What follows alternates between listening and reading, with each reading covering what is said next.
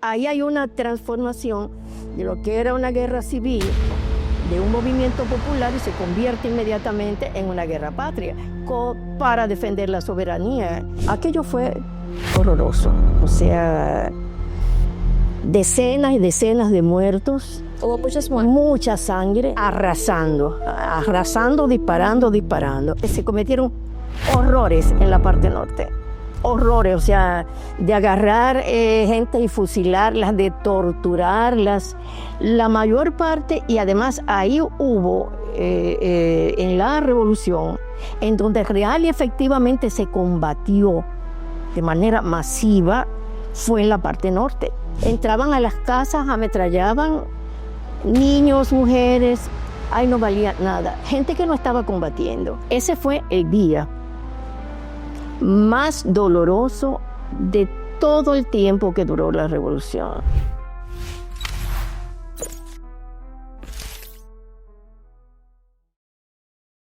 Sagrada Bujosa Mieses, combatiente de la Guerra de Abril de 1965. Muchísimas gracias por tener esta conversación con Listín Diario sobre este acontecimiento y su participación en él. Sagrada, ¿qué edad tenía usted cuando ocurrió el estallido de la revolución? 17 años. 17 años. ¿Y cómo se involucra usted en el proceso? Una joven, todavía no había alcanzado la mayoría de edad. Exactamente. Mira, hay unos antecedentes que pueden explicar eso. Mi familia tiene una larga tradición antitrujillista por parte de mi madre, de los Mieses. Pero también yo tuve mi hermano mayor en la 40, mi hermano José Bujosa Mieses preso casi 5 años en La Victoria por razones políticas. Yo venía de ese ambiente familiar muy marcado por la lucha antitrujillista y además después por todo lo que tuvo que ver con el proceso después de la eliminación de Trujillo. Todo ese proceso de lo que uno puede llamar hoy aporte a la construcción democrática del país y la destrujillización, ya yo estaba muy influenciada políticamente para participar en esas luchas sociales. Entonces, yo llegué a ser miembro de no me gusta esa palabra, pero bueno, de la Unión de Estudiantes Revolucionarios, UER, desde el 62. Es decir, que en ese entonces usted tenía 14 años. Tendría que tener, sí, porque en el 63 yo tenía 15.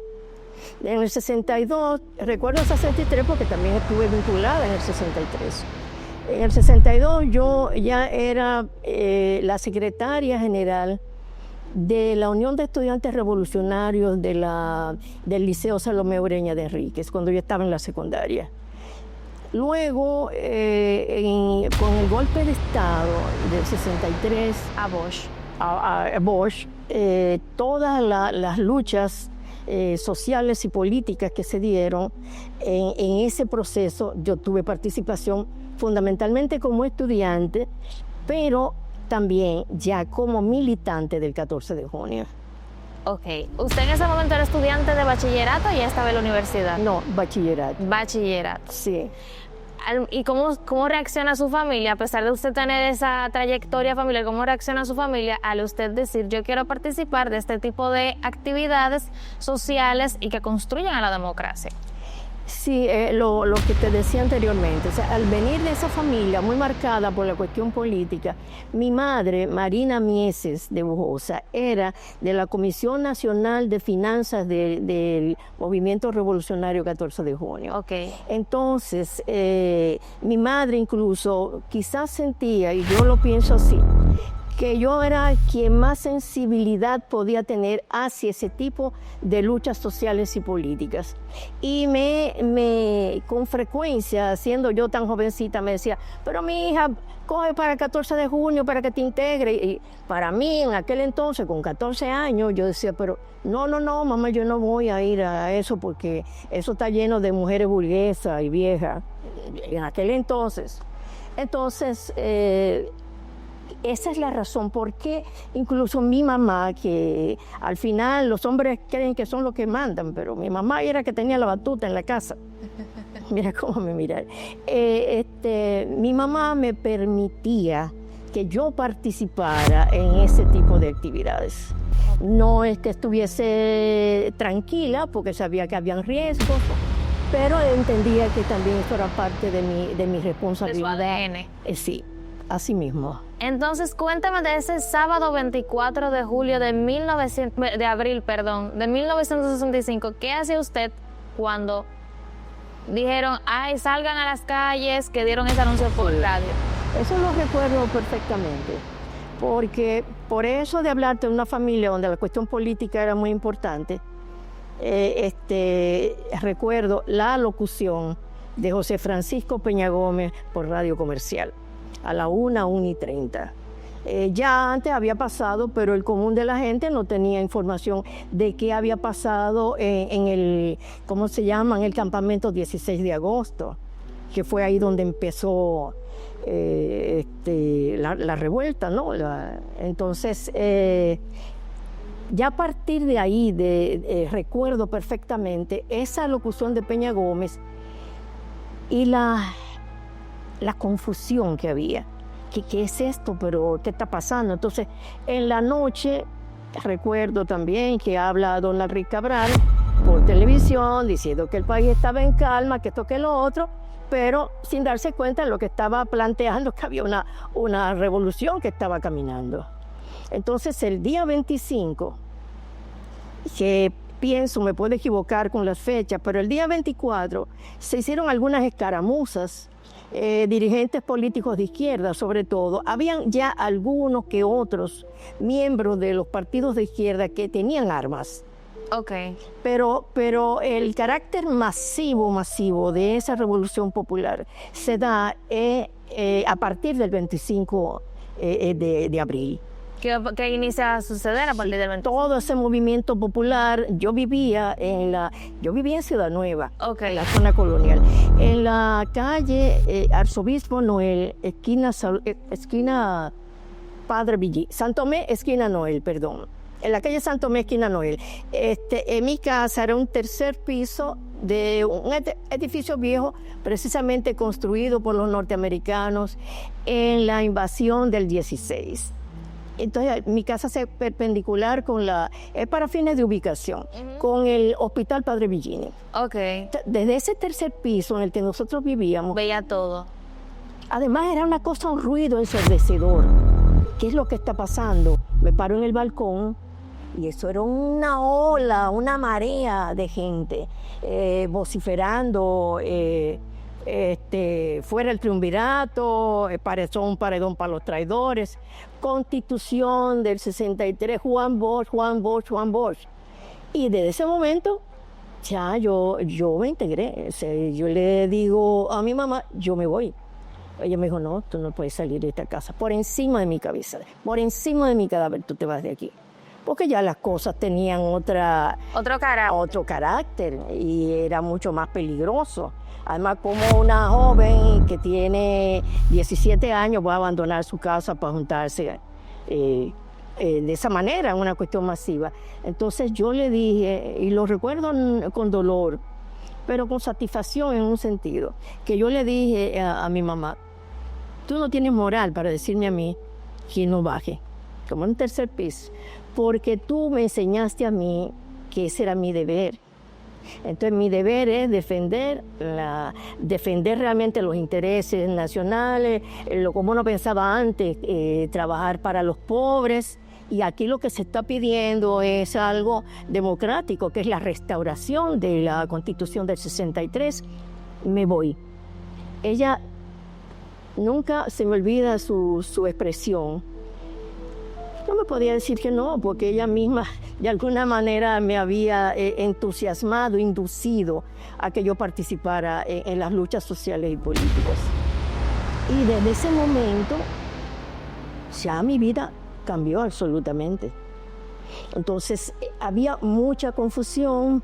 Yo recuerdo que mis primeros días, el primer día estuvieron buscando información. Y recuerdo que con Brunilda yo la llamé y le dije, mira, está pasando esto, y salimos, como vivíamos muy cerca. ¿Brunilda era miembro del movimiento? Sí, también, miembro del 14 de junio.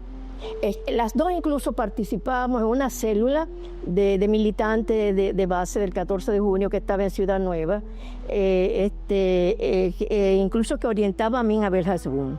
Estaba ella, estaba Johnny Weber, estaba yo, no recuerdo quiénes más. Ya nosotros éramos militantes y ya teníamos una mínima experiencia en todas esas luchas sociales y políticas que te he nombrado. Incluso en el caso mío, yo había sido apresada 2 veces. ¿Siendo menor de edad? Sí, señora. En el 64, en 1964, yo, como miembro del 14 de junio, el 14 de junio nos designó a un grupo de mujeres que las únicas que estamos vivas de ese grupo que fuimos es Mirna Santos, la viuda de Amin Abel Hasbún, y yo. El 14 de junio nos designó para que fuéramos al altar de la patria a depositar una ofrenda, creo que era para el nacimiento de Duarte. Y nos cayeron, estaba siempre la policía por el Parque Independencia, desde que vieron que íbamos y llevábamos una corona para poner en el altar de la patria, ¿cómo se llama? El del tránsito, el policía de tránsito, nos arrancó la corona, la pisoteó, la policía nos tiró en unas guaguas, nos maltrataron, nos tiraron en una guagua como si fuéramos paquetes de basura. Incluso algunos que estaban ahí en el parque que protestaron por el trato también se lo llevaron. Wow. Entonces, por primera vez en la vida, soy apresada y fichada ya por la policía. Con menos de 18 años. Sí, en el 14 yo tenía, en el 64 yo tenía 16 años. 16. Ok, es decir, ¿usted tenía algún tipo de formación militar para cuando ocurrió el estallido de la revolución? No. No. En términos políticos, lo que era la formación política que teníamos ideológica en el 14 de junio, pero militarmente hablando, no. Entonces, cuando se forma la revolución, Juan Miguel Román era uno de los líderes del movimiento. Sí. Y le asignó tareas específicas a ustedes las mujeres. ¿Usted recuerda qué tarea le asignaron a usted? Claro que sí. Yo recuerdo muy bien esa reunión. Esa primera reunión que se dio en los altos de una, que después esto se hizo emblemático, porque en los altos de un apartamento que está ubicado en la calle Estrelleta con José Gabriel García. Era una casa de Mario Sánchez Córdoba, una habitación que estaba desocupada, ahí se hizo esa primera reunión. ¿Recuerda quiénes participaron? Entre las que recuerdo que participaron estaba Brunilda, estaba Teresita Espaillat, Cristinita Díaz, estaba, ¿quién más que yo recuerde? La memoria. Cristinita, Teresita, Margarita Cordero, Magali Pineda. Estas son las que recuerde, porque quizás también éramos las más cercanas. Entonces, ese día nunca se me olvida. Juan Miguel Román dijo, ustedes no vinieron aquí para lavar, planchar y cocinarle a los hombres. Ustedes van a tener tareas políticas. Entonces ahí se hizo una distribución de tareas. En el caso que eran, todavía en ese entonces, porque yo te hablo del 25 de abril, como mucho el 26, todavía, tú sabes. Todavía estaba el proceso sí, ahí. Sí, de ahí, estaba ahí evolucionando, pero rápidamente. Entonces, a mí me designaron junto con Margarita Cordero y Magali Pineda para que llenáramos la zona de consignas. Ya la revolución había establecido sus consignas, que eso era muy importante. ¿Cuáles eran? Era retorno a la Constitución sin elecciones, regreso del profesor Bosch y armas para el pueblo. Muchos años después, nosotros veíamos esos letreros que todavía, porque llenamos en la calle El Conde, que por cierto, en una de esas pintarreadas de las calles, las primeras 48 horas, la Policía Nacional, la jefatura de la Policía Nacional, aún no había tomado aparentemente una decisión de qué lado estaba, si estaba del lado de los constitucionalistas o del lado de Wessing. Entonces se decían que eran neutrales, pero había mucha confusión y mucha incertidumbre. Entonces yo recuerdo, y eso lo he escrito, que en la calle Mercedes, esquina Hostos, nosotros estábamos con nuestros spray poniendo armas para el pueblo y pasó una unidad de la policía, se paró, son segundos pero que fueron interminables, pero nos dejaron. Te digo eso porque eran las cosas con las que una se podía encontrar. ¿Sintió miedo? Mira, yo he dicho en muchas oportunidades que yo no sentí miedo en la revolución. Pero en ese momento... En ese momento no, y después también reconozco que sí que he sentido miedo, no porque yo critique al que sienta miedo, porque el miedo realmente es una reacción del organismo de defensa. Lo que en ese momento sentí fue, bueno, ¿y qué será lo que va a pasar aquí? Claro que hay una dosis de miedo. Ese fue mi primer miedo. El 26 de abril. El 26 de abril. ¿Y usted recuerda lo que sucedió el 27 en el puente? ¿Usted recuerda lo de...? Claro. Cuéntame Estábamos ahí todas en esa zona, ¿verdad? Cuéntame de ese día. Sí, lo que pasó en el puente, pero antes que eso, y yo eso lo he compartido mucho con Teresita Espaillat y con Brunilda, una andaba sin rumbo, buscando que nos pusieran a trabajar. ¿Qué hacer? Entonces, yo recuerdo que el ametrallamiento que hubo de la aviación dominicana contra el Palacio de Gobierno, el Palacio Nacional, yo estaba ahí en las escalinatas del Palacio, haciendo que, no sé, a lo mejor buscando información, porque te confieso que no me acuerdo para qué era. Entonces, para lo del Puente Duarte, sí, es que uno no se puede imaginar, y yo creo que así son todas las revoluciones o los movimientos revolucionarios, armados, independentistas. Por ejemplo, pasaron acciones o hechos de tanta trascendencia en cuestión de horas. El 27 de abril, cuando se da la batalla del Puente Duarte, fue una batalla definitoria, trascendente, en donde los constitucionalistas derrotan a las fuerzas de Wessing y Wessing. Entonces, ¿qué me pasa a mí? En esos mismos días, porque era todo huyendo, mira que van a dar allí un entrenamiento urgente de primeros auxilios. ¿Usted tuvo que ir a tomar? Ahí estaba, tomándolo. Entonces, pero era huyendo todo, ¿no? Y yo recuerdo al doctor Plácido Montero, que vive, que lo quiero mucho, lo respeto mucho. Nos enseñaban cómo poner las inyecciones, lo hacían como una especie de triángulo invertido.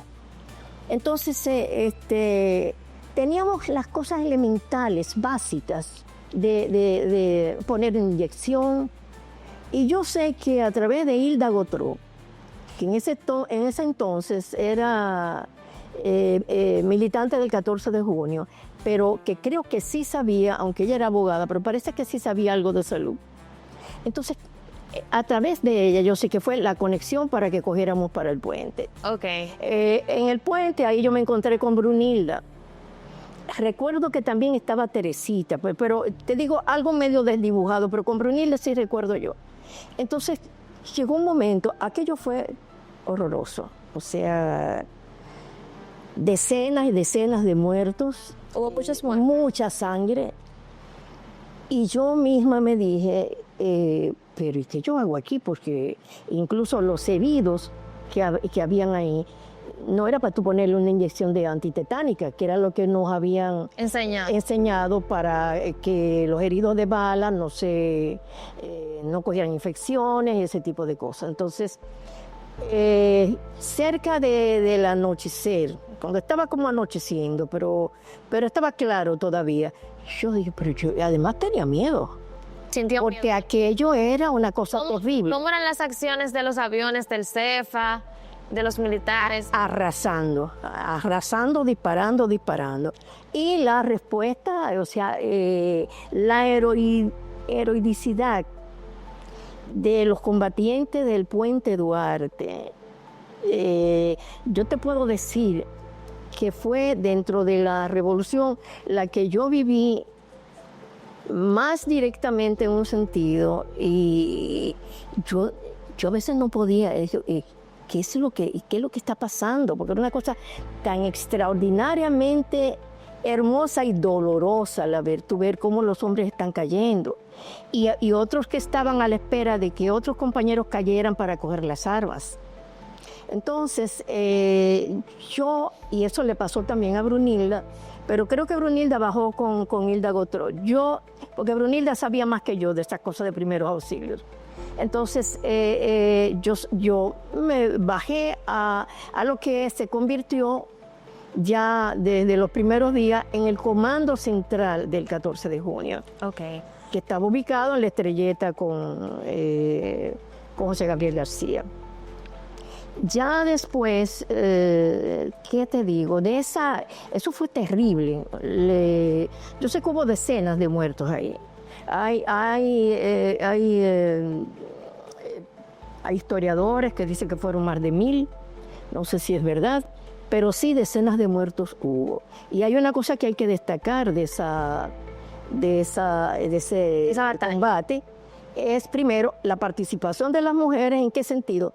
No éramos mayoritarias ni mucho menos, pero el hecho de que nosotros estuviésemos ahí corriendo tantos riesgos, quizá en un sentido más porque no estábamos combatiendo y no teníamos todavía el entrenamiento para sabernos defender. Quiero destacar eso, y también quiero destacar la participación y la dirección de ese combate extraordinario del coronel Francisco Camaño Deñó, que viene de conversar con el embajador, el que estaba de puesto, yo no sé si era Crimmins, y el tipo le dijo, no, usted es lo único que le quede rendirse. Entonces Camaño dice, no, aquí usted va a saber lo que es la dignidad de este país. Y se va junto con Monte Arache y otros dirigentes militares constitucionalistas, se van a dirigir realmente la defensa del Puente Duarte, que llegó un momento en que las fuerzas reaccionarias dirigidas por Wessing, que dirigía el Centro de Enseñanza de las Fuerzas Armadas, el CEFA, se tuvieron que retirar. Y esa batalla del puente fue muy definitoria en dos aspectos. Primero, porque ya los gringos sabían que las cosas estaban caminando a favor de los constitucionalistas. Y en segundo lugar, la moral de ese bando reaccionario encabezado por Wessing bajó y la nuestra subió. De haber librado una batalla de esa naturaleza y haber vencido, aunque fuera temporalmente. Esa levantó el ánimo de los combatientes. Absolutamente, a pesar de los muertos. ¿Y cómo cambia el 28 con la llegada de los yanquis? Bueno, cuando los yanquis llegan, yo recuerdo que incluso en muchos años atrás que he dado entrevistas, yo pensé algo que te voy a contar como anécdota, pero vivida por mí. Cuando los yanquis llegan en el 28 de abril, vienen todavía con una cantidad de marines pequeños, o sea... ¿Qué cantidad? 5,000 y pico, 4,000 y pico, pero ya nos invadieron. Entonces ahí hay una transformación de lo que era una guerra civil, de un movimiento popular, y se convierte inmediatamente en una guerra patria para defender la soberanía y sacar a los que lo ocupaban, ¿no? Entonces, por eso te digo que esa batalla del puente, y si tú la sumas, que el 29 se empieza a rodear la fortaleza Osama, y que también se vencen a los famosos cascos blancos, eran como más de 300, porque además ahí estaba el gran arsenal de la que se nutrió, nutrieron los combatientes. Entonces, fue además de una derrota militar, desde el punto de vista simbólico, fue muy importante, porque ahí estaban los que nos reprimían a nosotros y además habían sido dirigidos por quien encabezaba esa lucha antiimperialista, que era el coronel Camaño, porque fue jefe de los cascos blancos. Todavía cuando a mí me apresan en el 64, Camaño era jefe de los cascos blancos y nos dijo una grosería a las mujeres que nos apearon ahí. Una grosería de eso, que las mujeres lo que estaban era buscando hombres. Así pensaban los guardias en ese entonces, ¿verdad? Entonces, pienso que después de eso ya era inevitable que los interventores siguieran aumentando el número de sus tropas, tanto, bueno, vino la 82 aerotransportada, la división aerotransportada de ellos. Incluso en principio aquí hubo más marines y más marines y más militares que las que se estaban dirigiendo hacia Vietnam, que incluso creo que la 82 división se dirigía hacia Vietnam y se devolvió para Santo Domingo. Entonces, te explica que la importancia desde el punto de vista geopolítico que le daban los norteamericanos, el imperio norteamericano, a este paisito. Entre otras cosas, tuvimos la constitución más importante y más avanzada de toda la historia de República Dominicana. Quizás comparable con la constituyente de Moca, pero mucho más avanzada. Y ellos, como lo decían abiertamente, no querían otra Cuba. La Revolución Cubana para ellos fue un dolor de cabeza muy serio y gran parte de nuestras luchas estuvieron inspiradas en la lucha de la Revolución Cubana. Entonces, desde el punto de vista geopolítico, nosotros fuimos tan importantes que nos invadieron con 42,000 marines. Pienso que es importante destacar eso. Y luego vimos que la embajada más numerosa del mundo estaba en República Dominicana, embajada norteamericana. ¿Usted le tocó tocar alguna arma? ¿Le tocó disparar en algún momento? No, aprender a hacerlo, sí. Aprender a hacerlo, pero nunca combatí. Nosotros, ¿qué te digo? Teníamos, si quieres, pasamos a la academia o quieres que te hable de antes. No, todavía. Todavía. No, yo nunca, y mira, nunca me han gustado las armas. Solamente aquella vez por un problema de defensa nacional de la soberanía y una defensa personal. Claro. Pero no, yo no conocía de armas. Hasta ese momento. ¿Usted recuerda algo de la Operación Limpieza, la denominada Operación Limpieza? Bueno, yo no estuve ahí nunca, pero sé, porque tengo amigos, algunos de ellos que murieron después, ¿no? Pienso que la Operación Limpieza, dirigida por el Gobierno de Reconstrucción Nacional, el llamado Gobierno de Reconstrucción Nacional, que encabezaba el general Inver Barrera, fue prácticamente un genocidio. ¿Por qué le digo eso? Porque no es igual cuando usted está combatiendo con alguien que en este caso las tropas del CEFA consideraban que los constitucionalistas eran traidores y que estábamos echándole jabón al sancocho de su poder militar y político. Está bien, o sea, en una guerra tú no vas a jugar, pero cuando yo me refiero que es un genocidio es porque se cometieron horrores en la parte norte. Horrores, o sea, de agarrar gente y fusilarlas, de torturarlas, la mayor parte, y además ahí hubo en la revolución, en donde real y efectivamente se combatió de manera masiva, fue en la parte norte. ¿Por cuáles barrios estaba conformada la parte norte? ¿Por qué estaba conformada la parte norte? O sea, ¿qué es hoy la parte norte? La parte norte viene siendo Villa Francisca, Villa Juana, el cementerio, toda esa parte de María Montés, toda esa parte de por ahí, hasta, ¿cómo se llama? Que ya cuando no pasa mucho por esos sitios. Pero todo lo que se llama parte norte estaba compuesto por esos, por ejemplo, el límite de la parte norte, cuando se empezaron con las pinzas para separarnos de la parte sur, que era la de la zona intramuros, desancarnos hacia allá. Okay. Villa Juana, Villa Francisca, María Auxiliadora, Cristo Rey, villas agrícolas, era una parte inmensa. Y por ahí había un cuartel de la policía muy importante, se libraron batallas tremendas por la fábrica de clavos, en el mismo, ¿cómo se llama? Cementerio también. Pero lo que te digo, cuando tú estás combatiendo, aunque el otro, en este caso, la fuerza represiva de Wessing, y nosotros que defendíamos la Constitución y el retorno de Bosch, si tú estás combatiendo, incluso la guerra tiene sus reglas en el combate, o sea, no matar a alguien indefenso, respetar a los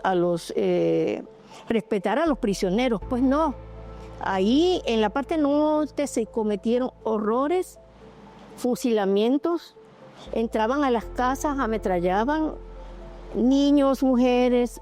Ahí no valía nada. Gente que no estaba combatiendo. Okay. Por eso es que me refiero de genocidio. Sí.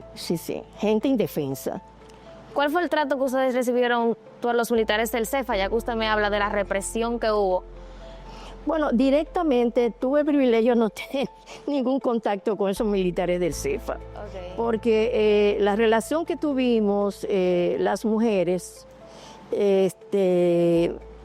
las que estábamos en la zona constitucionalista, en la zona intramuros, fue con los militares constitucionalistas. Okay. Sí sé por mujeres que estuvieron en combate. Algunas mujeres de los sectores populares estuvieron en combate en la parte norte.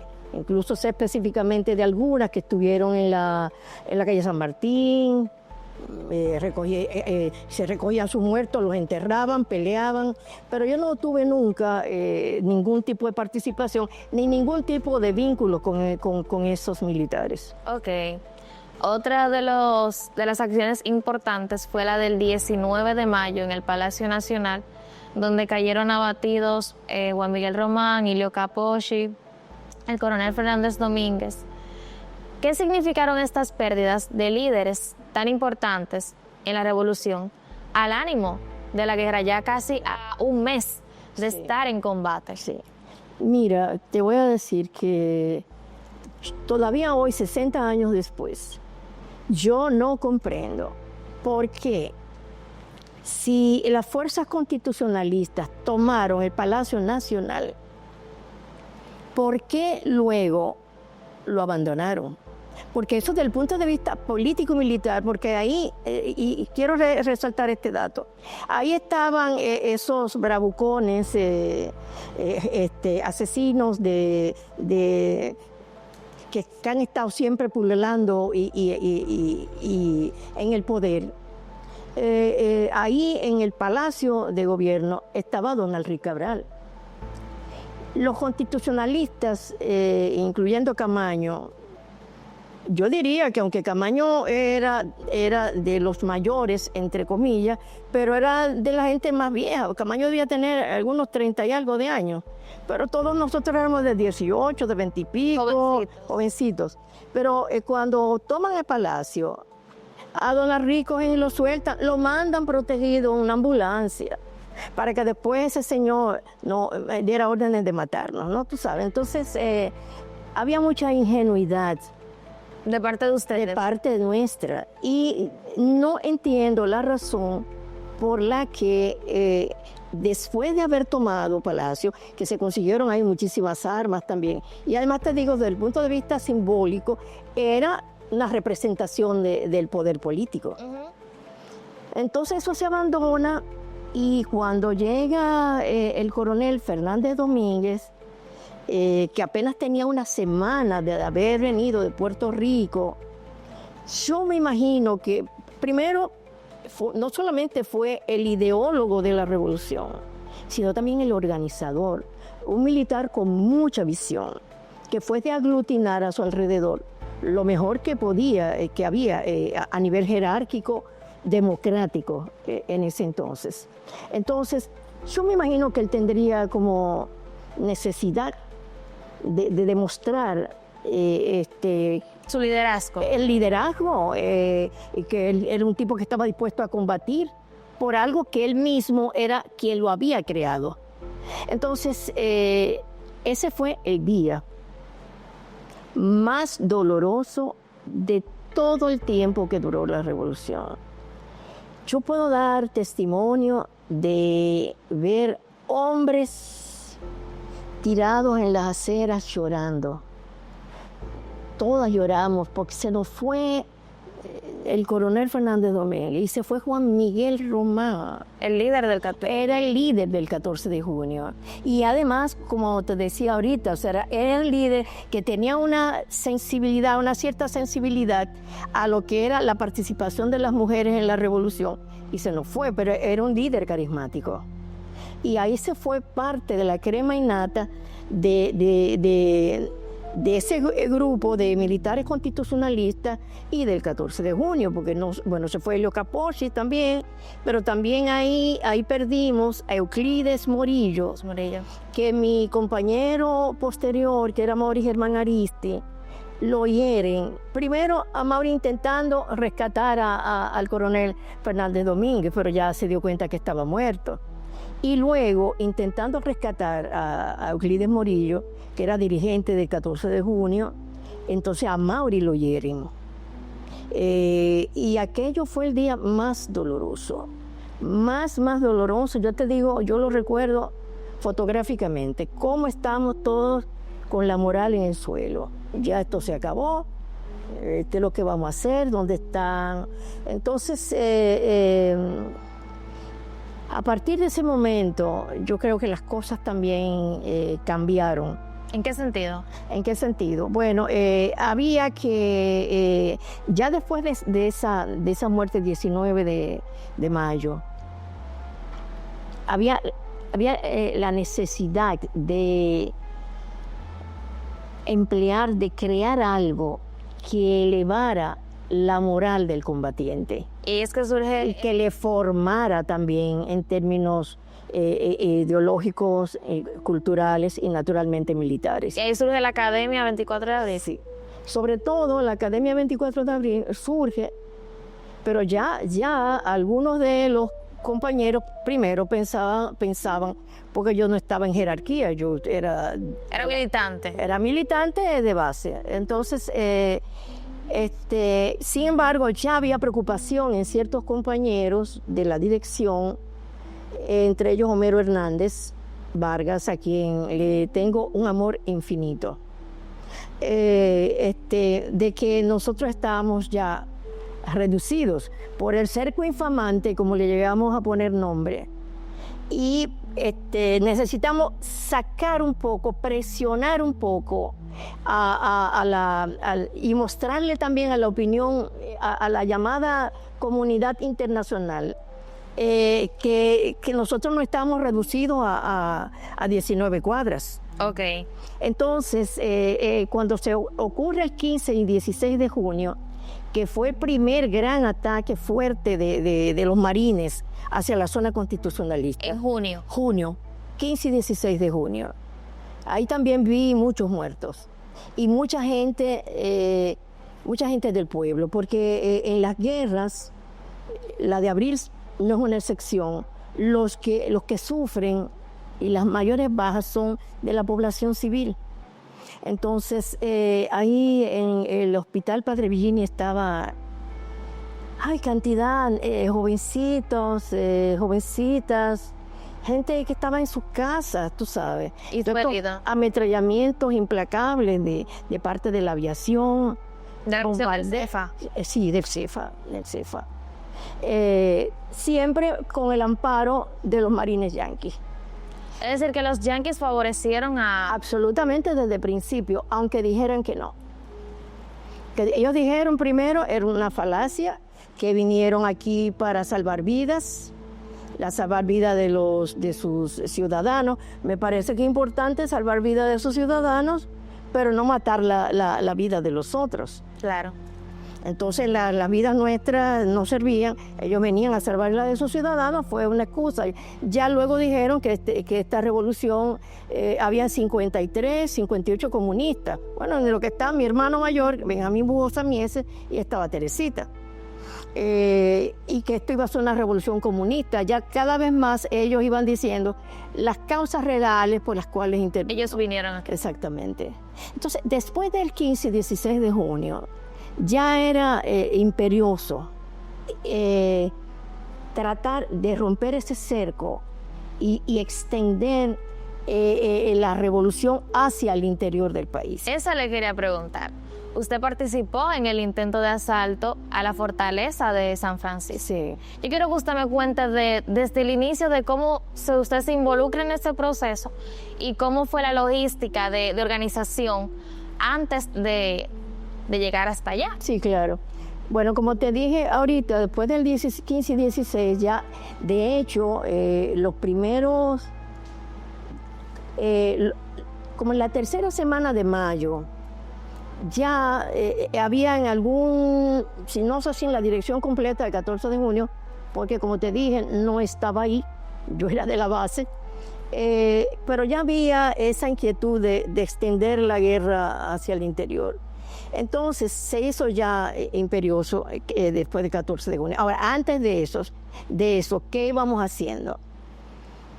Seleccionaron, a mí me seleccionaron, ahí ocurría que para mí y para nosotras, las mujeres, y también para los combatientes hombres, era un orgullo que a ti te designaran para una misión. Okay. Eso no se discutía por demás.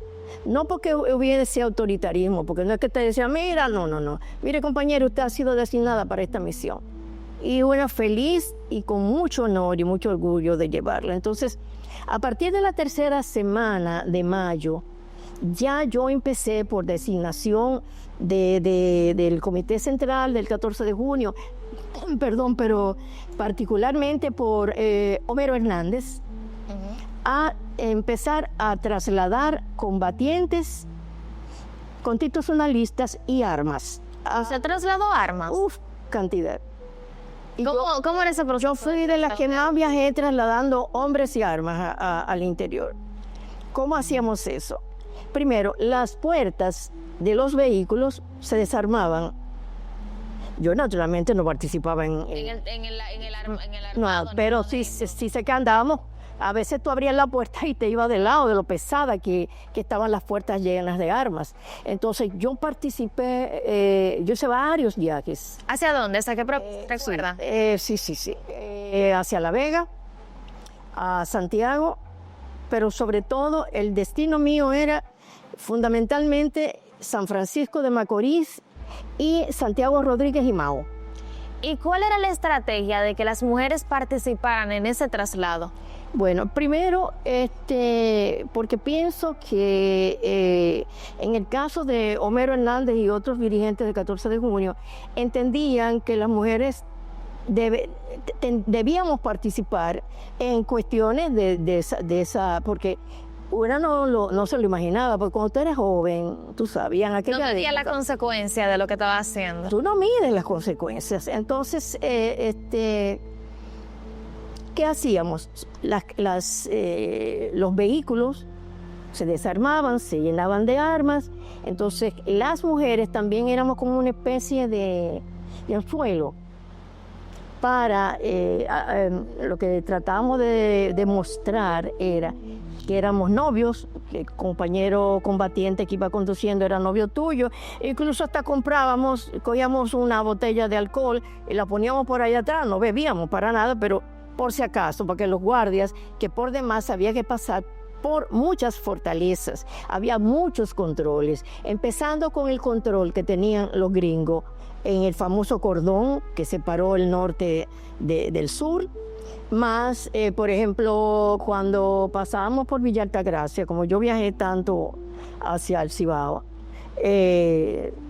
te paraban, te miraban, pero... ¿No abrían la puerta nunca? No, de esas cosas.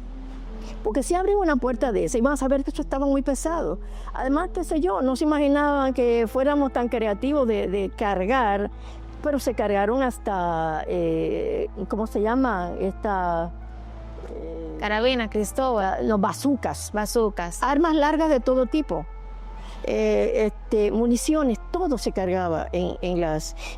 creo que incluso después se inventó que en algunos vehículos, yo no sé si los Volkswagen, se podía desarmar una parte de abajo para mandar cosas ya más grandes como bazucas y ese tipo de cosas. No sé si morteros, creo que morteros no.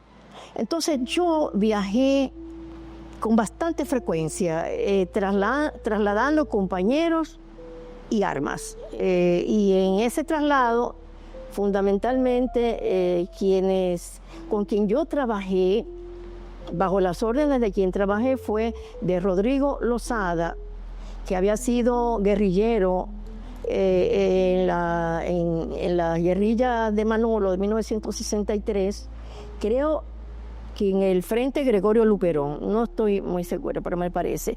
Y también estaba bajo las órdenes de Sóstenes Peña Jaques, que también había sido guerrillero. Yo estaba bajo su responsabilidad. Ok.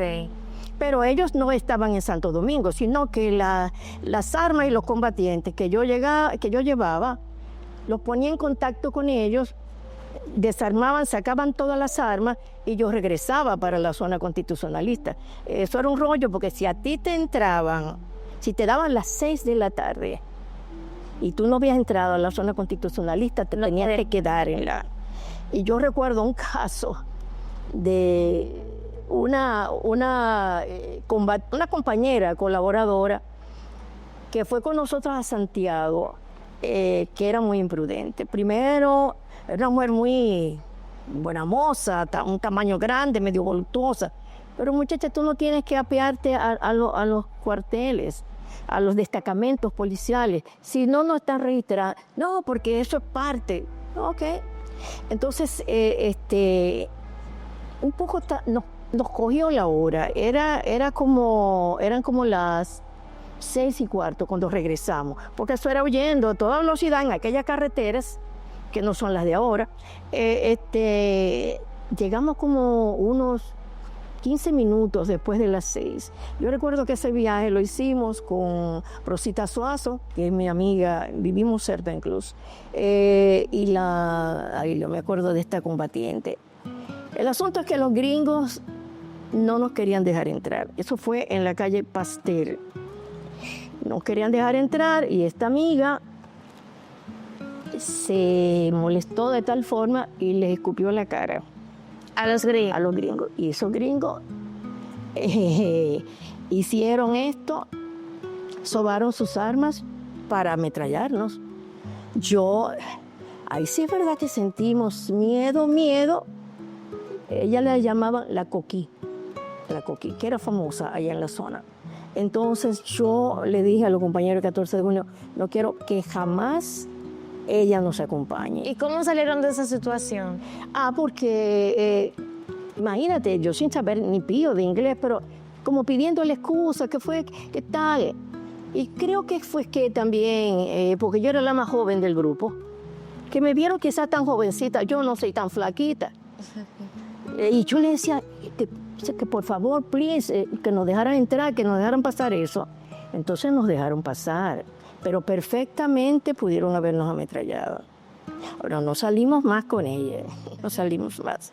Entonces, cuéntame de lo del asalto a la fortaleza. La fortaleza, mira, como te dije ahorita, que yo estaba fundamentalmente responsable del traslado de los compañeros y de las armas. El 23 de junio, si no me traiciona la memoria, o quizás el 24, yo me reuní, yo había llevado a un compañero combatiente que había desertado de la Policía Nacional. Era jovencito, flaquito, lo recuerdo como ahora, un poquito como de mi color. Pelo lacio, flaquito. Y yo ahí Ese fue el último traslado que yo hice. Y ahí estaba, y el conductor que casi siempre me llevaba, se llamaba, porque murió años después, Rolando Blanco. Que después, cosas de la vida, en el 73, cuando la guerrilla de Caracoles, yo estuve escondida en su casa. Entonces, yo recuerdo que nos reunimos en el Royal Palace de La Vega, que era un restaurante famoso que había ahí. Sóstenes Peñajáquez, Rodrigo Lozada, este combatiente que era de la policía, él se llamaba Rafaelito. Su nombre, su apellido, nunca lo supe. Entonces, yo sabía que iba a haber una operación, pero yo no tenía detalles de nada. Ok. Eso no se preguntaba.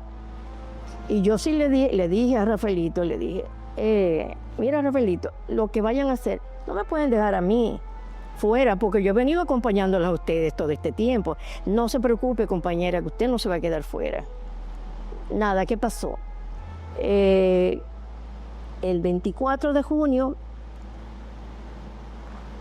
o el 25 en la mañana, temprano, el 25 de junio, yo estoy en La Vega, porque ya como veníamos como de retiro, tenía que resolver unas diligencias en La Vega, me quedé en casa de un compañero del 14 de junio.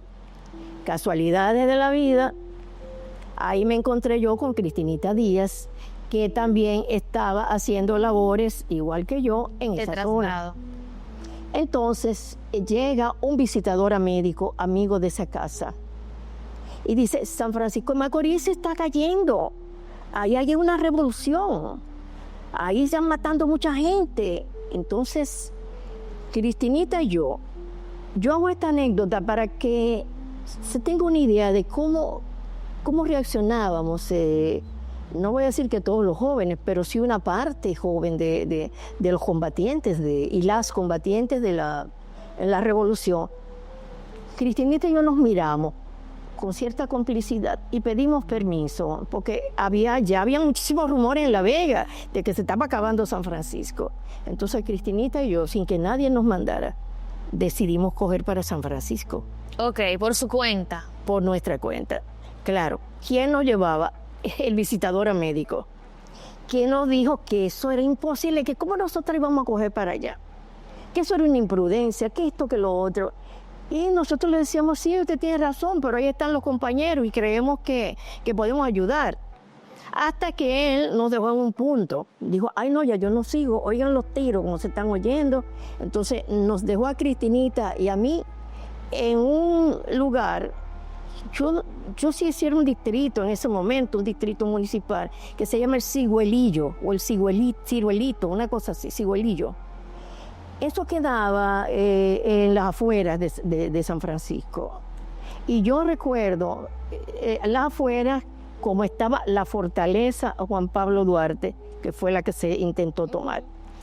Entonces yo recuerdo cómo Cristinita y yo íbamos hacia adentro, hacia San Francisco de Macorís, cuando la gente estaba saliendo de San Francisco hacia otros pueblos porque había una situación para ellos de mucho peligro.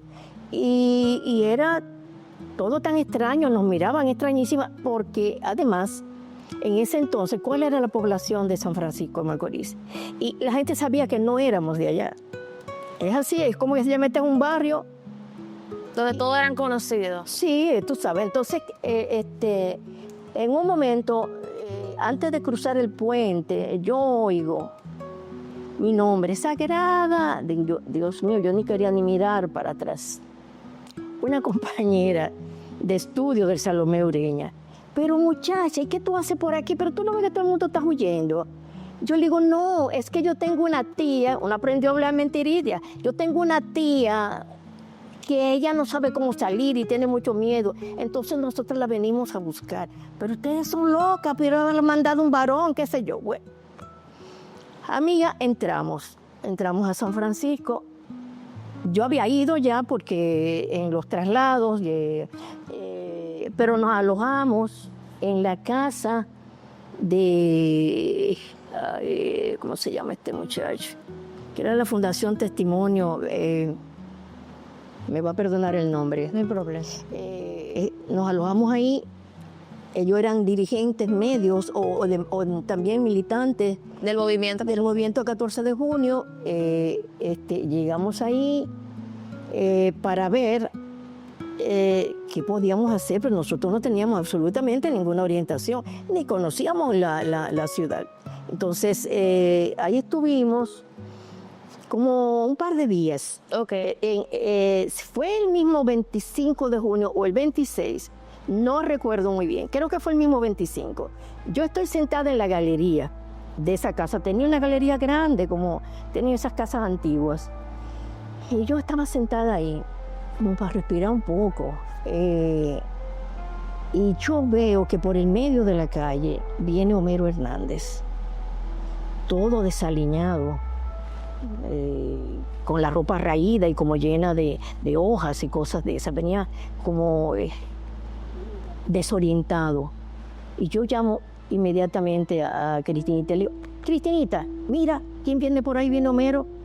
Y de una vez nos paramos, lo sacamos, que venía por el mismo medio de la calle, y le salvamos la vida. En ese momento, Homero murió después, pero en ese momento el hecho de nosotras tomar la decisión de meternos en San Francisco sin ninguna orientación le salvó la vida no solamente a él, sino que posteriormente, horas después, también se hicieron los contactos, hicimos los contactos del lugar con la Iglesia Católica, con un cura progresista que ahí había, y se le salvó la vida a Ulises Cerón Polanco y a Virgilio Perdomo Pérez. A Ulises Cerón Polanco y a la Chuta. Bienvenido Leal Prandi, también en otro momento. Entonces, ¿qué fue para mí? Te hablé del 19 de mayo, pero te voy a hablar de lo que nos pasó en San Francisco de Macorís. Cuando nosotros ya llegamos a entrar a esa ciudad, había un silencio sepulcral. Una cosa, una situación de una densidad tal y de temor. Era un silencio tan grande que se convertía en un ruido. Entonces, yo recuerdo que una de las casas que yo había ido antes, fui con un código que no se comunicaba, que era una fruta, piña, que tal cosa, no recuerdo. Entonces, la gente estaba ya, que no quería. Dijeron: no, usted está equivocada, jovencita, no es aquí. No sabía que era ahí, pero es que tenían miedo y tienen que entenderlo. Bueno, pues pasado eso de salvar a Homero y a Chuta y a Ulises en otras circunstancias, nos dijeron que habían apresado y torturado a decenas de combatientes de los que participaron en el intento de asalto a la fortaleza y que estaban en el cementerio. Cristinita y yo no teníamos un centavo, cogimos para el cementerio como dos loquitas, sin orientación, pero con mucha claridad de lo que podíamos hacer, que era tratar de salvarle la vida a los combatientes.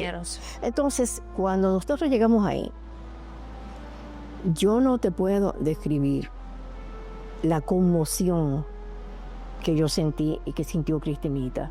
Había una pila alta, eran los muros del cementerio eran medio altos, pues había una pila de combatientes que llegaba más de la mitad de ese muro y tomaba bastante espacio horizontal, de hombres torturados. O sea, tú ves, por ejemplo, un Pasito Polanco con el rostro totalmente deformado, tú encontrar manos, codos torcidos, gente con muestras de realmente de tortura. Eso fue terrible. Y ahí se fue parte de la crema innata de de los jóvenes de San Francisco de Macorís. Que entonces, en esa, tratar de identificar en aquella pila De cuerpo. de cuerpos, encontramos a Rafaelito, el que yo había llevado. Y que, pero mira, Rafaelito aquí. Entonces, pero nosotras éramos las dos flaquitas y no teníamos fuerza para sacar y está cambiando. Además, aquel dolor de tu ver todos estos rostros así. Entonces, nos ayudaron y sacamos a Rafaelito, pero no teníamos que comprar una caja, nosotros no teníamos ni un chile. Entonces, frente a los cementerios, como se suele generalmente, se crean funerarias y cosas de eso. Empezamos a hacer una colecta entre la gente que estaba por ahí en los alrededores, gente de San Francisco, y también el dueño de la funeraria dice que nos prestó, pero eso no lo vio él nunca más, imagínate tú. Nos facilitó la caja. Apoyada por personas de San Francisco, entramos en la caja al cementerio, pero cuando estamos intentando poner a Rafaelito en la caja, se armó un tiroteo tan grande que nosotras tuvimos que salir despavoridas. Ahí yo sentí Temor. Sí, mucho miedo, casi terror. Pero no digo terror porque me hubiera inmovilizado, porque el terror te inmoviliza. Nosotros salimos disparadas, Cristinita por un lado y yo por otro. Y Rafaelito, el capitaleño, se hizo tan famoso en los combates de la ciudad que él creó una leyenda y ya la gente sabía. Cuando a mí me preguntaron, ¿quién es él? Porque no sabían quién era él, pero yo le dije, bueno, yo no sé que era Rafaelito, que se llamaba, yo no... entonces lo enterraron con el nombre de Rafaelito el Capitaleño, y yo creo que así está. ¿Se reencontraron usted y Cristinita? Sí, ahí nos reencontramos en la misma casa, pero ya esa casa, ay Dios, yo te digo el nombre. Tú sabes la juventud acumulada. Pachico González y la esposa. Ya ellos también, porque estaban quemados, su casa estaba quemada, ya había que salir de ahí. Entonces, a través de ellos mismos conseguimos una casita, me acuerdo, modesta, con unas muchachas jovencitas. Eran adolescentes. Y felices de que estas dos capitaleñas estuvieran ahí, y eran revolucionarias y eran todo. Estábamos ahí en tránsito para ver si podíamos ayudar algo más. Entonces, era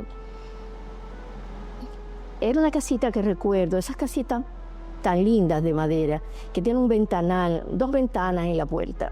Yo me paro un día como a mirar, pero un día me refiero de esos mismos días porque eran horas que pasaban. Y entonces, cuando me paro, se detiene un vehículo que yo identifiqué, porque era uno de los tantos vehículos que a veces trasladábamos armas.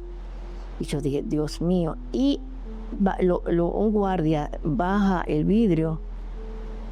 No, baja el vidrio, no, el vidrio estaba abajo. Y me pregunta a mí, que si yo conozco, como yo podía parecer una cibaeña, por el físico, que si yo conozco 2 comunistas capitaleñas que están allá en San Francisco subvirtiendo el orden, la que sé yo qué. Yo le dije, ay no, si nosotros estamos aquí y estamos pensando dejar esto porque esto está como muy difícil. Ah, muchas gracias. Yo dije, bueno, aquí no podemos durar más tiempo, pero mira, a mí sudores fríos me dieron. Porque yo vi el mismo carro que ya habíamos trasladado armas. Entonces, bueno, ya esa fue como la parte final. Pero en el tiempo que estuvimos, 2 días, 3 a lo sumo, en San Francisco de Macorís, yo llegué a ver un día una camioneta de guardia que trasladaba, por ejemplo, a Ulises Cerón, que fueron de los que sobrevivieron, Virgilio Perdomo, Anulfo Reyes.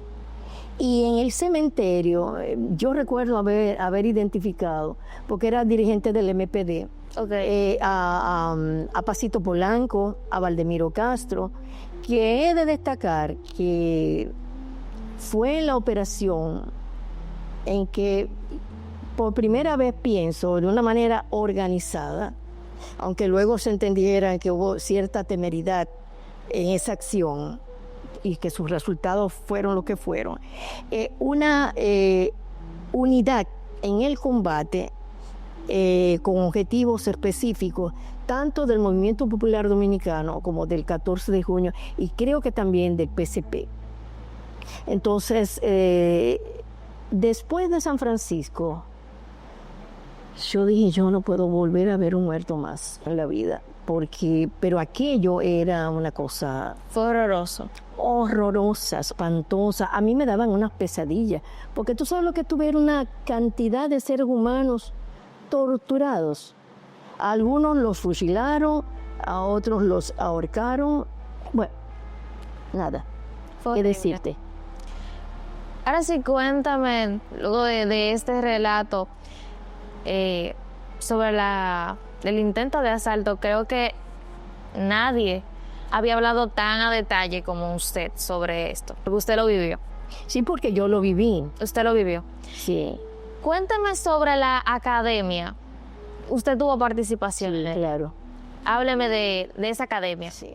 ¿En qué momento surge la academia? Sí, la academia surge en los primeros días de julio.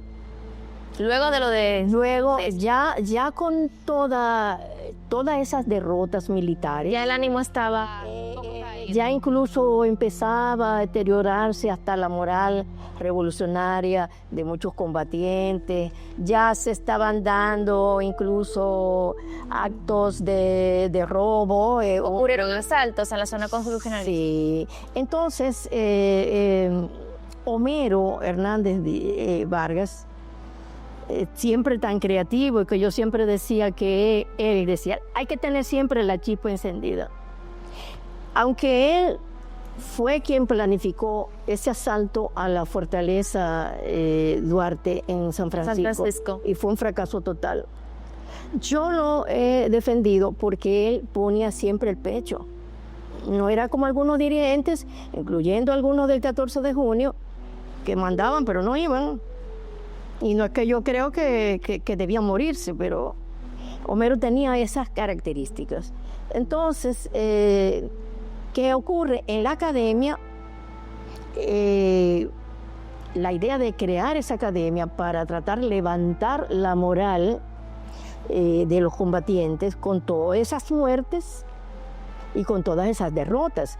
Ya no había otro camino que no fuera el diálogo. Ya incluso ese diálogo estaba ocurriendo con la llamada OEA, que sigue en su historia camuflada, pero defendiendo los intereses del imperio. Y no había otra alternativa. Y reuniones también con los representantes de la embajada norteamericana y la gente del CEFA, porque ya se estaba en negociación, porque no había otra alternativa. Negociación, porque hay gente que dice, no, que ustedes, Johnson, es verdad, no pudo haber tirado 3 o 4 bombas y nos mata a todos, estábamos en 19 cuadras. Pero hubo una presión internacional tan y tan grande, bueno, que hasta Georges Pompidou se refirió a la revolución. Toda el mundo, los gobernantes más importantes a nivel internacional, desde Europa, América Latina y África, se pronunciaron contra esa intervención. En Estados Unidos, en la misma sede del imperio, hubo enormes manifestaciones para que cesara la guerra y para que los gringos se fueran de aquí. O sea, había mucha presión internacional, pero también la academia demostró, yo te voy a decir que aunque fuese simbólicamente, que estamos dispuestos a seguir defendiéndonos, que no nos habíamos rendido y que estamos dispuestos a seguir luchando. Yo creo que en ese sentido también la academia cumplió un papel. Entonces, ¿cómo paré yo en la academia? Debe ser Homero Hernández, porque es que las cosas pasaban, a veces simultáneas, rápidas. Entonces, pero sabiendo que Homero tenía un sentido de la equidad en desarrollo, él consideró que algunas de nosotras, aunque quizás eso podría crear ciertas molestias por parte de compañeras también del 14 de junio, pero si estas mujeres han arriesgado la vida, han tenido toda esta participación, vamos a ponerla a ver si quieren ser entrenadoras. Y así llego yo a la Academia Militar 24 de abril. ¿De qué le tocó ser entrenadora? Yo tenía un grupo de hombres en la mañana y un grupo de mujeres en la tarde. ¿Más o menos cuántos? Habíamos como... habrían como unos 15, 20 hombres en la mañana y como algunas 15 mujeres en la tarde. Okay. Pero ¿cuál era la dinámica? Las entrenadoras tenían que entrenarnos, porque nosotras entramos a la revolución sin haber combatido, sin haber aprendido nada de esas cosas. Entonces, la dinámica que había es que nos levantábamos a las 4 de la mañana, nos daban el entrenamiento a nosotras. Y luego ustedes lo reproducíamos. Entonces, dábamos clases de arma y desarme. Yo al principio no podía, porque eran unas armas, una Cristóbal, una Thompson, que era pesada.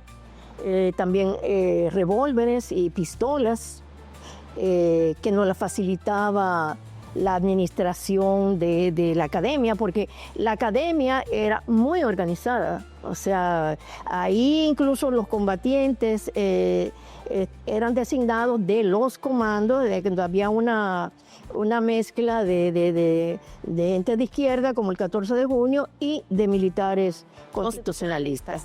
Y mujeres igual de simpatizantes del 14 de junio, pero en el caso de las mujeres también había mujeres que hasta vivían fuera de la zona y se integraban en las tardes a los entrenamientos. Okay. O mujeres que habían sido designadas por el 14 de junio para que hicieran labores domésticas, que hay un sesgo machista en esas designaciones. ¿Por qué te digo?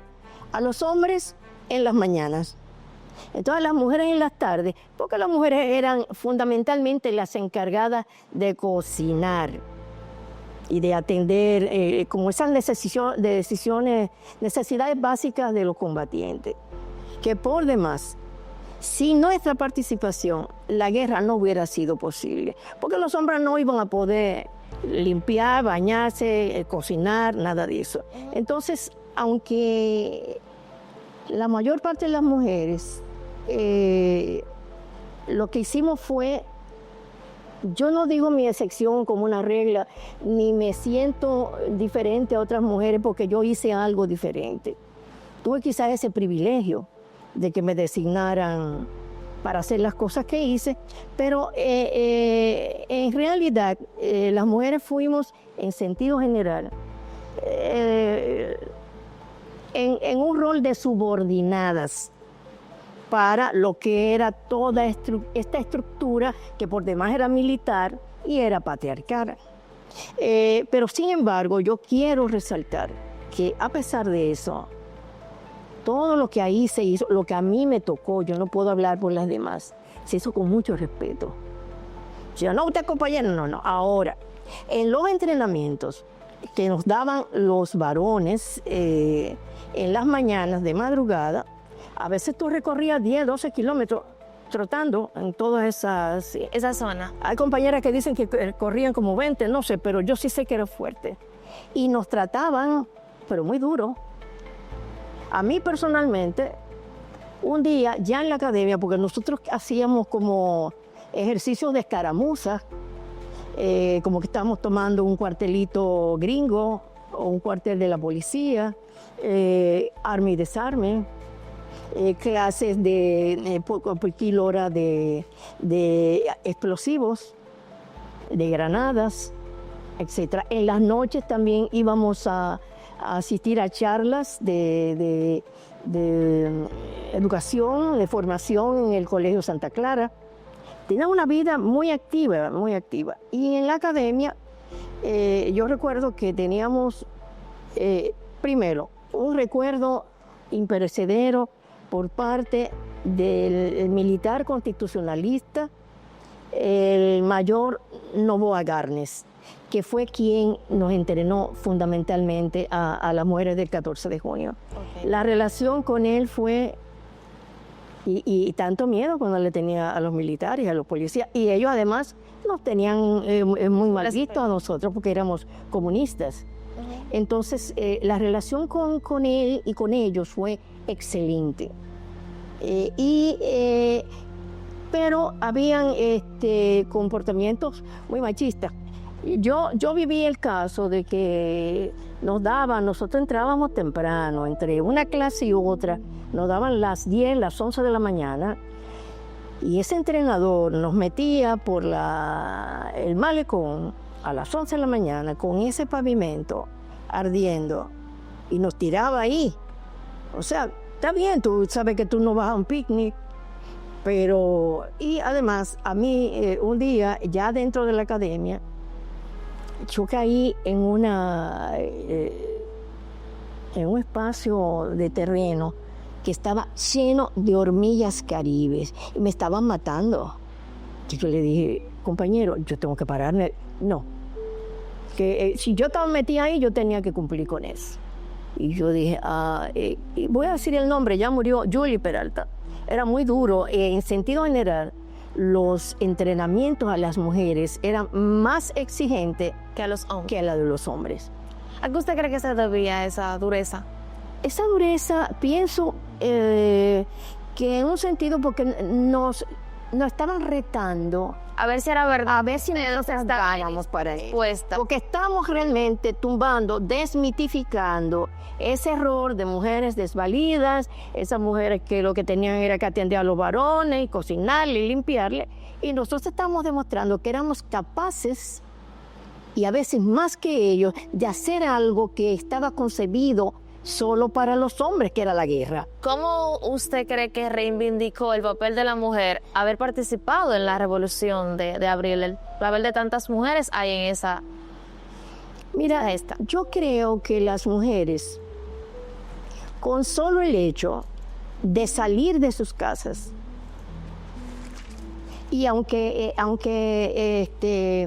realizaran trabajos tradicionales que le ha impuesto el sistema patriarcal, pero el hecho de salir de su casa ya fue realmente un claro mensaje de que las mujeres no estamos para estar dentro de la casa y que no somos puros objetos sexuales y que tenemos independencia de pensamiento, autonomía. Yo creo que eso fue muy importante. Por demás, desde el punto de vista político, saber que no solamente los hombres eran los que estaban preparados para la guerra, pero que además éramos capaces de fajarnos a luchar contra el imperio norteamericano que nos pisoteaba en ese entonces. Yo creo que desde el punto de vista político fue muy importante que las mujeres vieran en el accionar nuestro y en sentido general de las mujeres que estuvieron vinculadas a la revolución, de que eso eran mitos que empezaban a derrumbarse. Y algunos de ellos se derrumbaron totalmente. Por ejemplo, el 14 de junio tenía algo que ellos llamaban rama femenina. O sea, que nosotros era una ramita que de una vez te ponían a servir el café o a llevar las galletitas. No. O sea, derrumbamos mitos, que éramos capaces de pelear, que éramos capaces de entrenarnos y hacerlos bien, que corrimos riesgos, claro, no combatimos, pero yo me pregunto, y nos hemos preguntado, algunas de las que estuvimos ahí, ¿ustedes creen que la mayoría de los hombres combatieron? No, imposible, porque no habían tantas armas. Entonces, quienes, en un comando, por ejemplo, que habían 30 hombres, habían 8 armas. La mayor parte de los hombres, aunque quisieran, no podían combatir. Entonces, son también algunos de los mitos que es bueno recordar. Y además decirte que a mí la guerra en sí misma, yo soy enemiga de todas las guerras. Claro, en este caso nosotros estamos defendiendo el abuso imperial de meterse en nuestros asuntos internos que debíamos haberlos resuelto entre nosotros.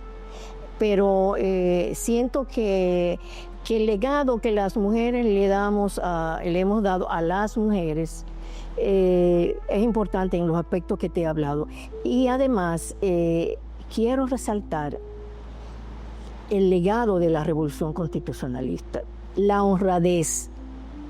Eso estaba lleno de bancos. Nadie puede decir que se abrió una puerta de un banco y que se robó un solo centavo. ¿Quiénes estaban custodiando las aduanas? Eran los dirigentes y militantes del 14 de junio. Ahí nadie puede decir que nadie que se llevó, que se robaron, que nada. Estuvimos compartiendo con hombres en algunos espacios que eran comandos, de hecho.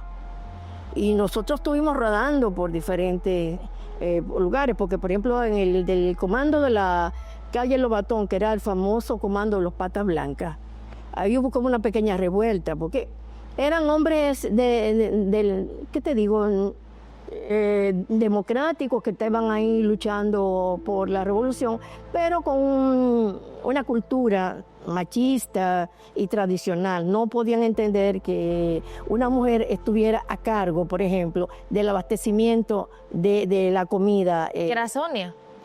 ¿Era Sonia la encargada? No, la encargada era Emma Tavares. Sonia era la segunda, o sea, Emma era la encargada, la que administraba la casa de la Lobatón. Y Sonia, naturalmente, tuvo un papel importante en el sentido de que se encargaban de buscar los alimentos y de meterlos en una despensa y después distribuirlo equitativamente. Pero ellos querían, realmente hablaban de la inequidad, pero ellos la querían para ellos. ¿Entiende? Entonces, hay compañeras que dicen que eso no fue muy bien manejado por Emma o por Sonia, pero yo que viví ahí, no vivimos mucho tiempo porque eso se tuvo que desbaratar porque ellos un poco se rebelaron y eso se acabó y de ahí nos fuimos a otra casa en la Avenida Independencia, que ya estuvimos ahí hasta el final.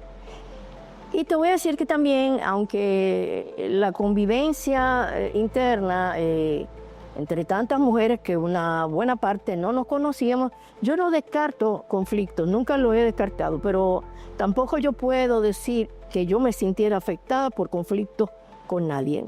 Okay. A lo mejor a quien le toca decir eso, a las que piensan que sí, yo los tuve con ellas. Pero yo no me siento y además nosotros teníamos unos roles muy fuertes y tú te despiertas desde las 4 de la mañana, recibes entrenamiento, después te da la academia, recibes esto, después tienes que darle... ¿Se mantenían ocupadas? Todo el tiempo. Cuando tú llegabas muerta. Entonces tú no puedes pretender que si tú llegas muerta, enlodada, sudada, tú te pongas a discutir. No, y a cocinar y a fregar. Claro, había quizás una distribución no muy justa, si se quiere, de las que son las funciones de los otros, pero en todas partes yo pienso que, o sea, yo no me sentía en capacidad, porque yo llegaba aún teniendo 17 años, de llegar de todo ese día tan fuerte. Yo lo que llegaba ahí era a coger turno para bañarme, para poner una ropa fresca para dormir. Y recuerdo con mucho cariño. Dime. No, digamos usted. No, porque dentro de todo éramos mujeres muy diferentes. Pertenecíamos al mismo partido la mayoría, pero éramos diferentes. Entonces, nosotras dormíamos en una habitación, dormíamos 8, dormíamos 6, en fin. Pero Emma Tavares, ella tenía un ritual cotidiano. Primero, ella dormía con una bata. Generalmente nosotros dormíamos con ropa que si pasaba algo podíamos salir. Aunque fueran pijamas, pero tú sabes que eran. Entonces ella se ponía una bata larga, rosada, muy linda. Y una vez yo recuerdo que le habían dicho que había unas escaramuzas, que ella no debía dormir con esas batas. Ay, ella lo que era eso, de hacerte unos rolitos En Matabares no había manera de que ella cambiara eso. Comía más sano que todo el mundo por su salud. Y fíjate, paradójicamente luego muere como murió. Y un día que hubo una de esas escaramuzas, ella se enredó en su bate y se cayó. Se rodó por las escaleras porque la casa de la Lobatón tenía 2 niveles. Okay. Abajo estaban los patas blancas, que eran lo que habían sido heridos y estaban enyesados, por eso se le llamaba pata blanca. Pero además en honor a un combatiente que le decían pata blanca. Y bueno, creo que hubo una cierta rebelión donde Sonia tuvo que llamar urgentemente para que nos fueran a rescatar, y quien va a rescatarnos es Amaury Germán Aristi, en una móvil.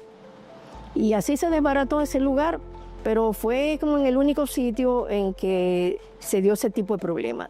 Ya en los otros lugares, las diferencias lógicas, pero por ejemplo, en las noches, después que tú te bañabas, que cenabas, yo estuve odiando la harina de maíz por años, porque eso es lo que comíamos casi todos los días. Lo que apareciera. Harina de maíz y sardinas.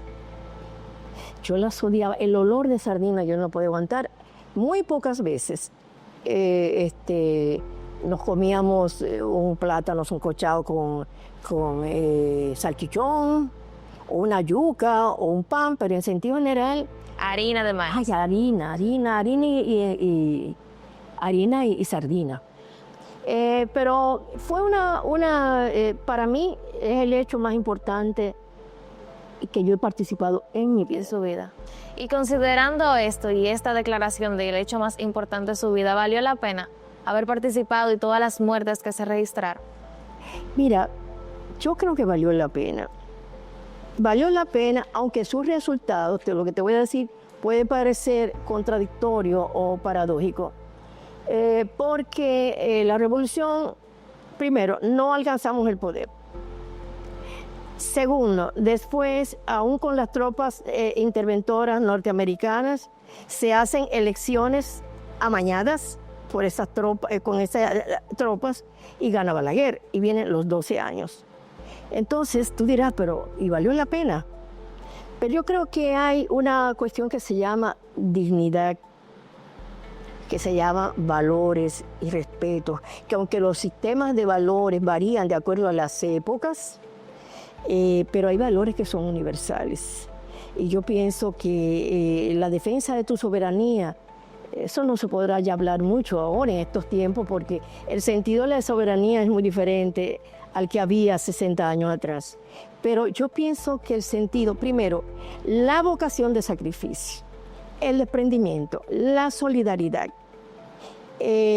son valores que yo creo que en cualquier cultura y en cualquier tiempo siguen siendo válidos. La honestidad, la honradez y el respeto por los demás. Yo te puedo decir, los primeros días que aprendimos a hacer bombas molotov, hacíamos postas igual que los combatientes.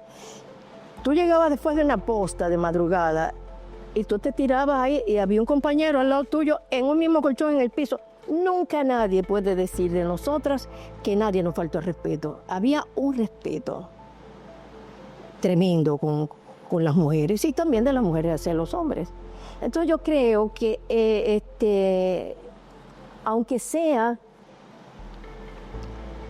a ese nivel que te he planteado, sí valió la pena, porque además fue parte de los aportes de una juventud a la construcción democrática de este país. Que no se diga que apenas esto esté en un parrafito en los currículums de nuestro sistema educativo. Eso también es intencional, que no hayan políticas de memoria para recuperar todo ese ejemplo, toda esa experiencia.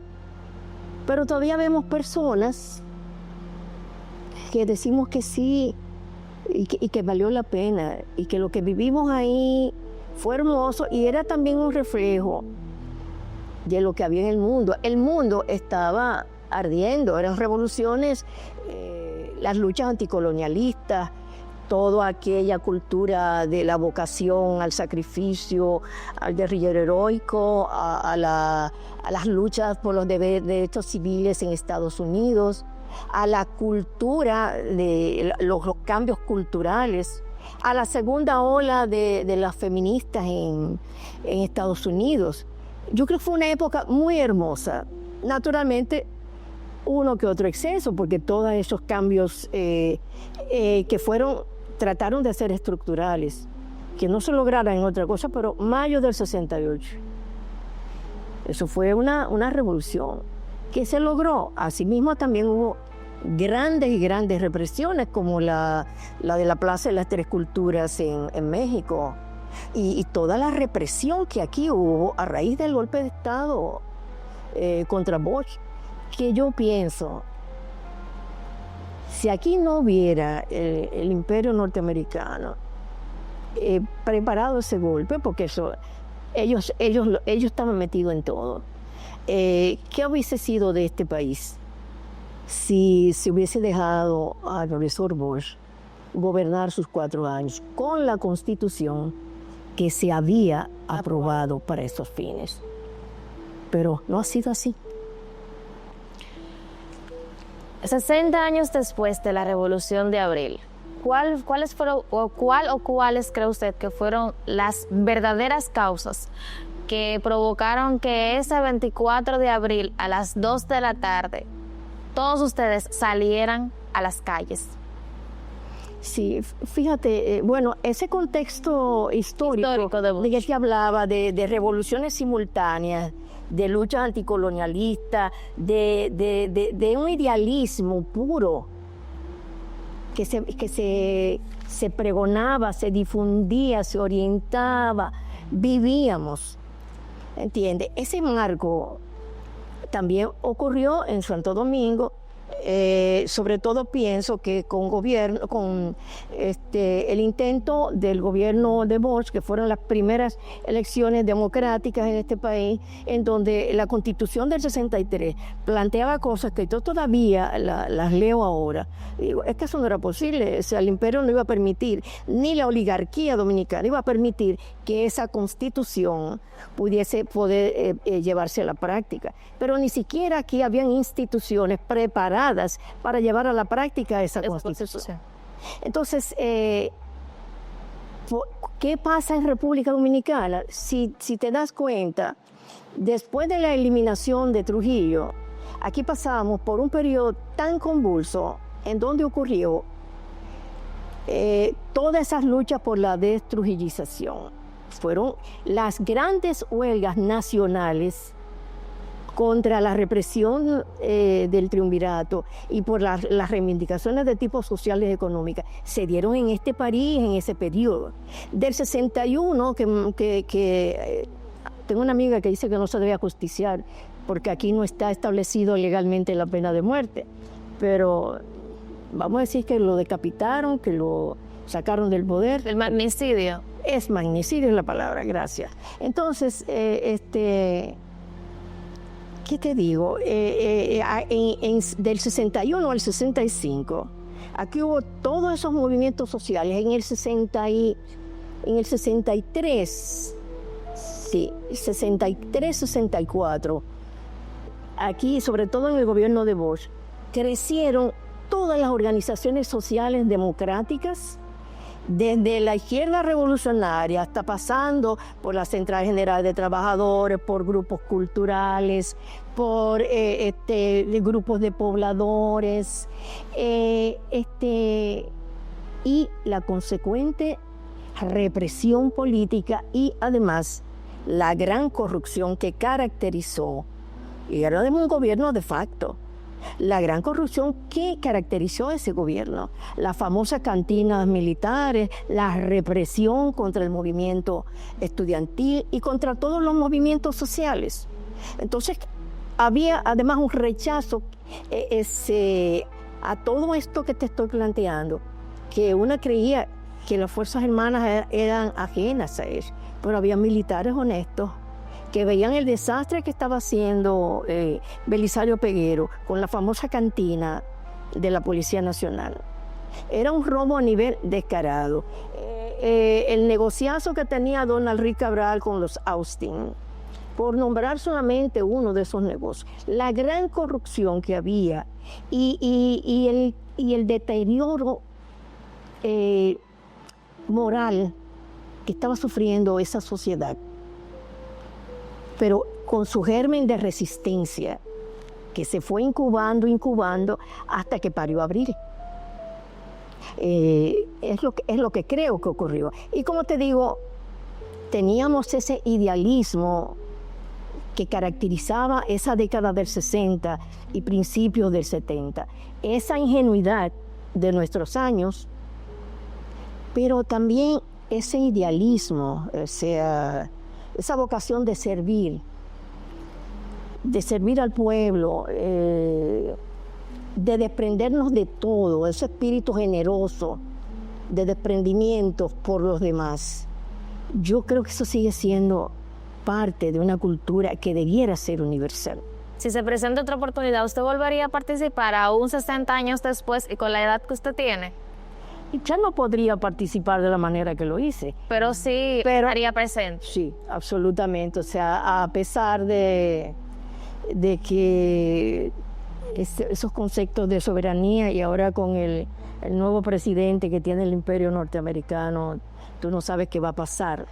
En un mundo lleno de mentiras, bulos, incertidumbres, de cambios negativos, de todo tipo de exclusión. Si pasase algo, porque ese señor estaba amenazando también de que va a coger el canal de Panamá. Si viniera a coger algo aquí, yo también me opondría. Si se invadiera aquí, aunque fuera con un bastón, ¿usted estaría ahí? Yo estaría. Ya como última pregunta, luego de toda la anécdota que usted me ha contado, me gustaría saber, para usted, ¿cuál es la importancia de que las nuevas generaciones conozcan de ustedes, sus sobrevivientes, todo lo que ocurrió en ese abril y en esos meses posteriores hasta septiembre en que finalmente se llegó a una negociación? ¿Cuál es la importancia de que se conozca esto?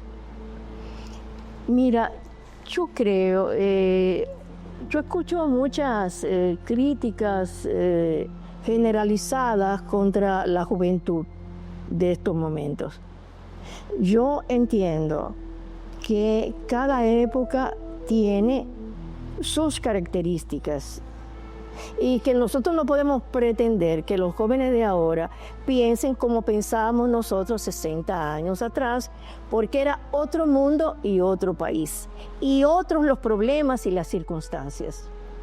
Sin embargo, insisto en que esos valores universales deben ser incorporados cada vez más en las políticas públicas de los gobiernos, que ninguno lo ha hecho, ningún gobierno.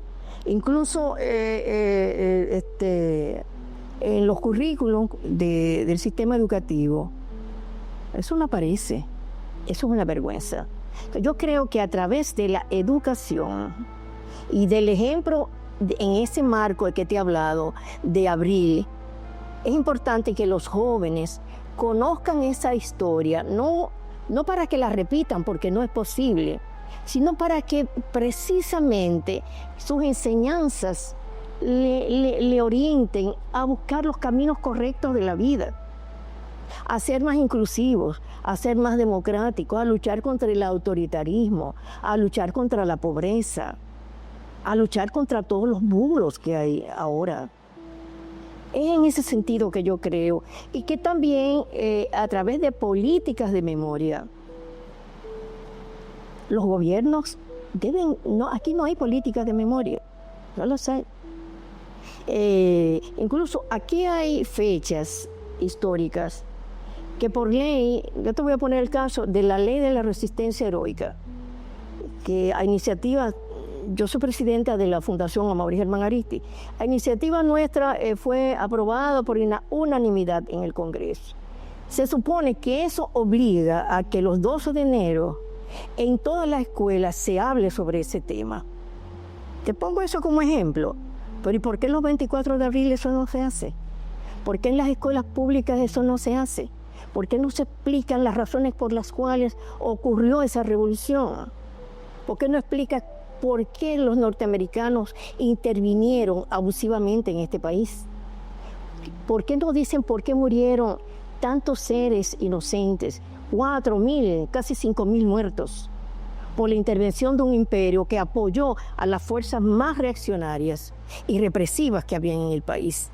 Es en ese sentido para que esas historias no se repitan. Tú dirás, bueno, eso es muy idealista, pero no nos queda de otra porque ya no es tiempo de hacer guerras, aunque el mundo se está destruyendo con las guerras, o lo están destruyendo. Pero sigo creyendo que la educación es fundamental para la elevación, incluso no solamente en términos científicos, literarios, sino de morales y éticos. Porque yo creo que pocas veces en la historia, y no es porque sea este gobierno, no, es que no. El asunto ético y moral en este país se guardaron en un cajón. Y entonces todavía tenemos tiempo, aunque sea ya en el final de nuestras vidas, de educar con eso. Y yo creo que hay instituciones de memoria que lo hacen, pero eso es un granito de arena. Eso debía ser a nivel oficial, público, del Estado. Debía ser ese compromiso. Pero no, una buena parte de los jóvenes de este país, lo que están es con el temor, la violencia, la vulgaridad, la banalidad. Da pena tú prender la televisión y ver lo que ves. Y no es una cuestión clasista, no, es una cuestión del contenido de esas canciones, de cómo tú ves niñas que tienen 4 o 5 años bailando de una manera obscena. ¿Hacia dónde vamos? ¿Qué sociedad estamos construyendo? Yo tengo hijas y tengo nietos. Yo no quisiera eso para mis nietos. Y yo pienso que hay que empujar para que los gobiernos asuman esas responsabilidades y que para que los ministros de educación tengan conciencia de la importancia que tienen esos hechos históricos para esa valoración ética y de principios morales que deben de tener los seres humanos. Sagrada, muchísimas gracias. Gracias a ti.